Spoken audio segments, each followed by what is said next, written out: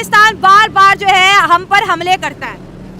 जब आपने तकरीबन 40 साल उनकी आवाम को यहाँ पे रखा है, 40 साल के बाद आप उनको एकदम कहते हैं कि भाई आप निकलो यहाँ से, सही हो गया।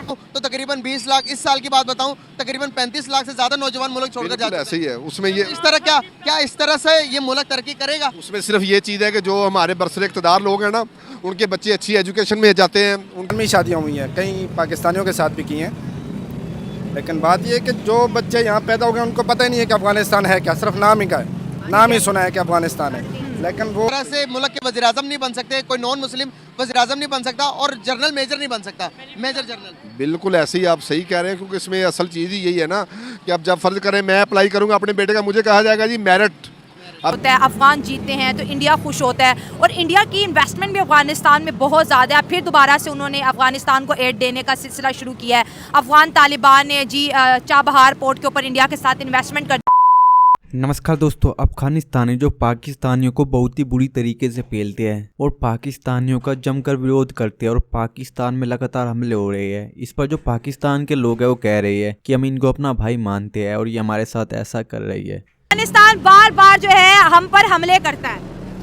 जब आपने तकरीबन 40 साल उनकी आवाम को यहाँ पे रखा है, 40 साल के बाद आप उनको एकदम कहते हैं कि भाई आप निकलो यहाँ से, सही हो गया। नेशनलिटी के लिए मैक्सिमम हम कंट्री में जाएं तो वो 5 से 10 साल का टाइम देते हैं, सही है, वो नेशनलिटी दे देते हैं। ये 40 साल यहाँ पे रह के भी इनको तस्लीम नहीं कर रहे, क्यों?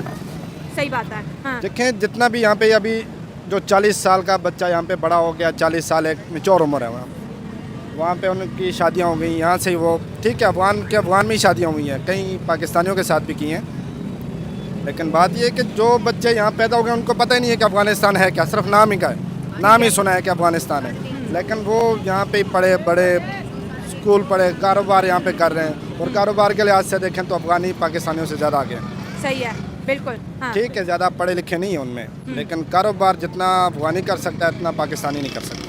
सही हो गया। हाँ। इन्वेस्टमेंट के लिहाज से देखा है, हाँ। जितना एक काम पाकिस्तानी इन्वेस्ट करता है उससे वो कम मार्जिन कर इन्वेस्ट करता है, लेकिन कारोबार उनका बड़ा ज़बरदस्त चल रहा है, पाकिस्तान का नहीं चलता। ठीक हो गया।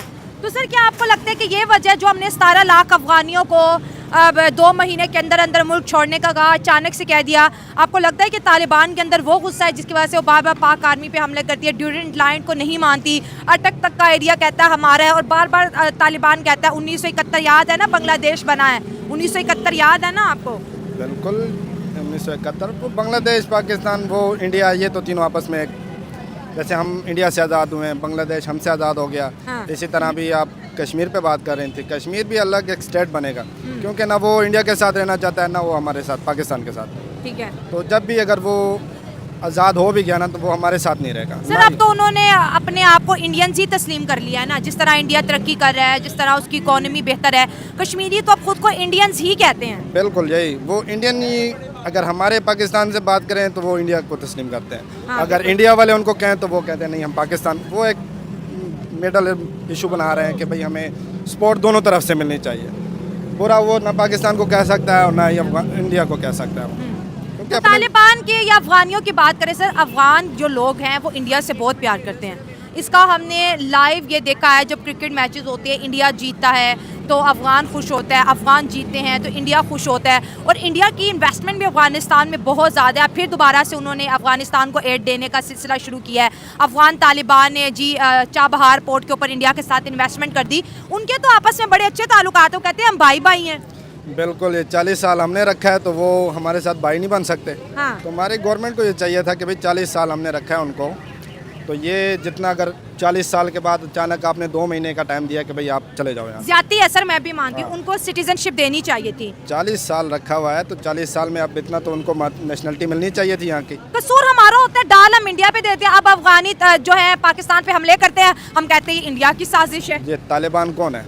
हाँ। अफगानी नहीं है, या ये जो हम यहाँ से निकाल रहे हैं ये अफगानी नहीं है? सही बात है, अफगानी है बिल्कुल। तो अफगानी बस गुस्सा, तो फिर 40 साल के बाद एकदम आप कहते हैं कि भाई आप निकलो यहाँ से, तो जाहिर है उनके, ठीक है 40 साल वो दूर रहे हैं एक दूसरे से, लेकिन फिर भी उनके अंदर जो खून है, खून तो अपना बोलता ही है ना, वो गुस्सा तो फिर जाहिर है पाकिस्तानियों से निकालेंगे। फिर ना ईरान हमसे दोस्ती करने के लिए राज़ी है, ना अफगानिस्तान, ना ही इंडिया।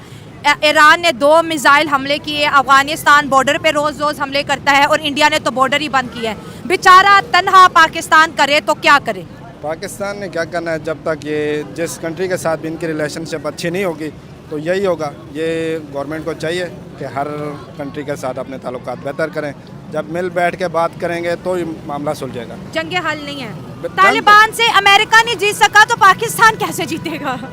ये तो मैम सोचने की बात यही हाँ। है कि हमारे पास ठीक है, पावर है, न्यूक्लियर भी है, सब कुछ है, लेकिन जंग हल नहीं है।